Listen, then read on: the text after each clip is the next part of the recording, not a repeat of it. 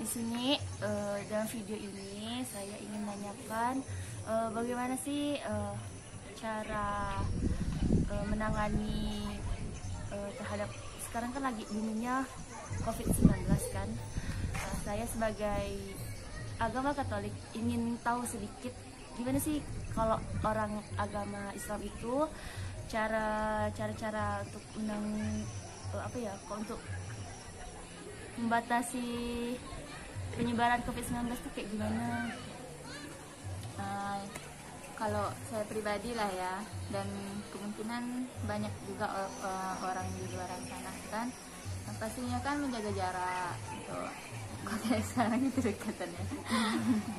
Terus pakai masker, terus kayak sering jaga kesehatan, jaga imun, terus pastinya perbanyak ibadah ya kan, karena tanpa berdoa atau ibadah pun semua yang usaha yang kita lakukan untuk menjauhi pandemi sekarang tuh kayak sia-sia gitu. Terus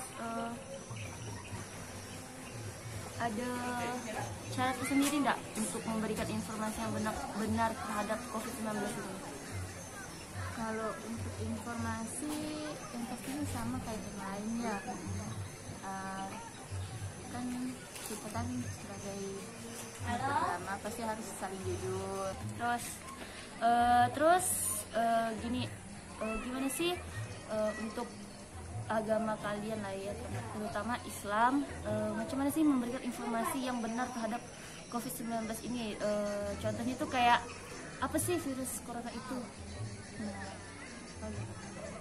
Kalau di dalam agama saya lah ya kan, kalau virus COVID-19 itu ya virus yang dapat menyerang sistem kekebalan tubuh juga, terus menyerang sistem pernafasan.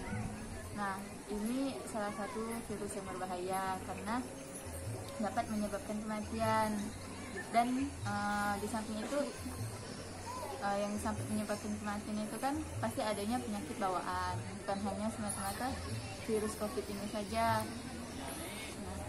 Jadi seperti itu ya. Terus selanjutnya tuh gimana sih, kan sekarang kan COVID-19 kan kalau yang udah sembuh gitu kan, udah sembuh kan kayak ada yang terkucilkan, kayak ada yang tak usah lagi berkawan sama dia tuh udah udah terkena COVID lah kan.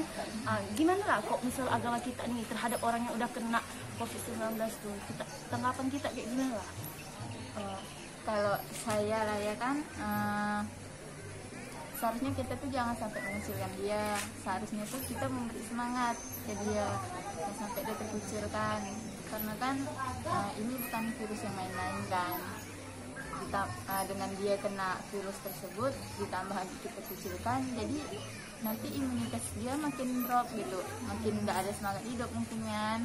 Nah, jadi sebaiknya kita rangkul dia, kita kasih semangat dia, terus ya kita kasih semangat gitu lah, jangan sampai dia down gara-gara COVID ini.